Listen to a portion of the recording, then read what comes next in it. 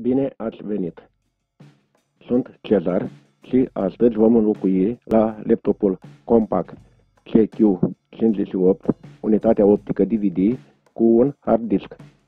Pentru mai multe tutoriale și videoclipuri pe diverse teme, abonați-vă la acest canal. Pentru a putea face această modificare, am cumpărat un adaptor DVD HDD. Costă aproximativ 20 de euro. Acest adaptor este livrat împreună cu 4 șuruburi pentru fixarea hard diskului și o șurubelniță mică care s-a dovedit complet inutilă. Vom începe prin a extrage unitatea DVD din laptop. Pentru aceasta vom scoate capacul din plastic care acoperă hard diskul și scoatem hard diskul din laptop. Eu am folosit un hard disk nou, cel din laptop fiind defect. Extrag bateria pentru a putea scoate ușor capacul din plastic care acoperă memoria RAM.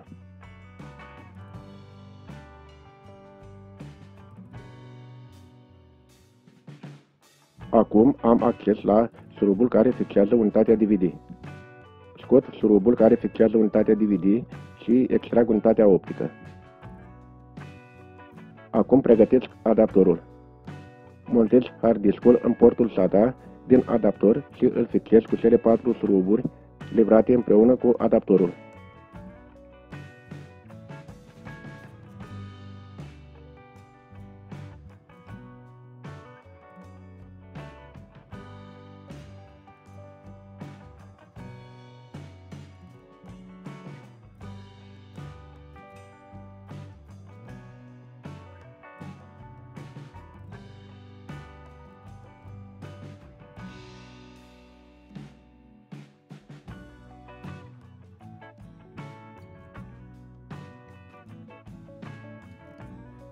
Acum trebuie să montez adaptorul cu hard diskul în laptop.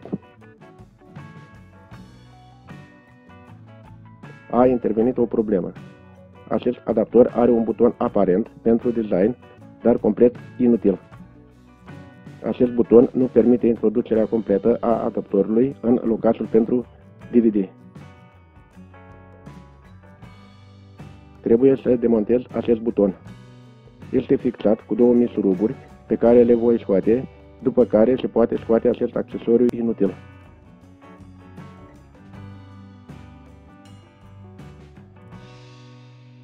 Acum se poate monta adaptorul în locașul pentru DVD. Adaptorul este montat perfect în laptop, urmează să-l fixez cu șurubul care era fixat unitatea DVD.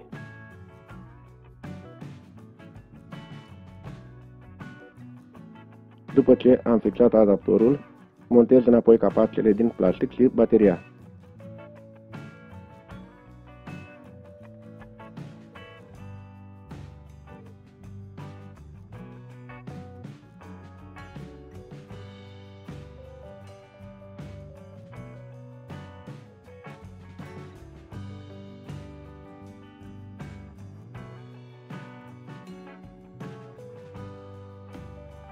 Este gata. Urmează instalarea sistemului de operare.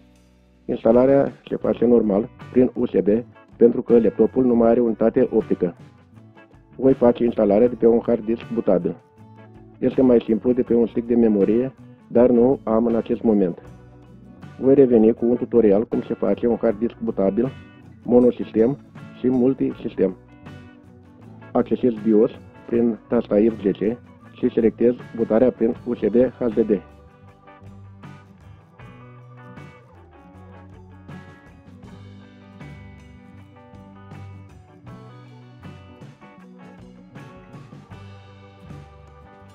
Creez partiția pentru sistem. O a doua partiție o voi crea după finalizarea instalării, folosind utilitarul din Windows, Disk Management. Instalarea decurge normal, puțin mai lent decât dacă hard diskul ar fi montat în portul destinat lui.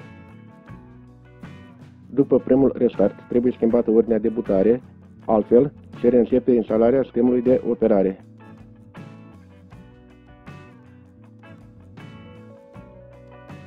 Instalarea a decurs normal și este gata.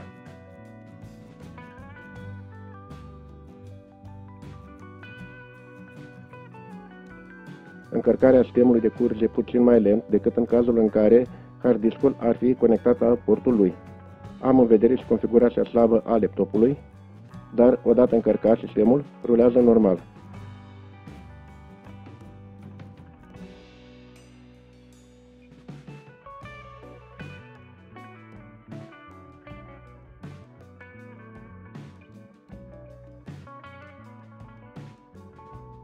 Creează a doua partiție pentru fișierele personale.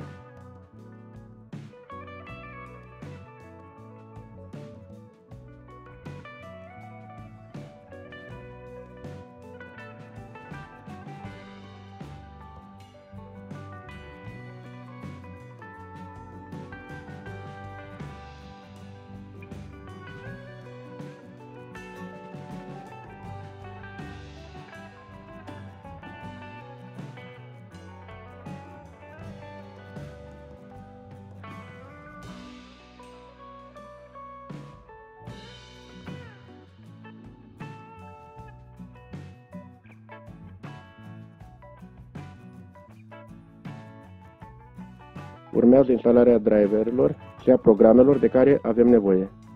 Laptopul este gata pentru a fi folosit. Vă mulțumesc pentru vizualizare.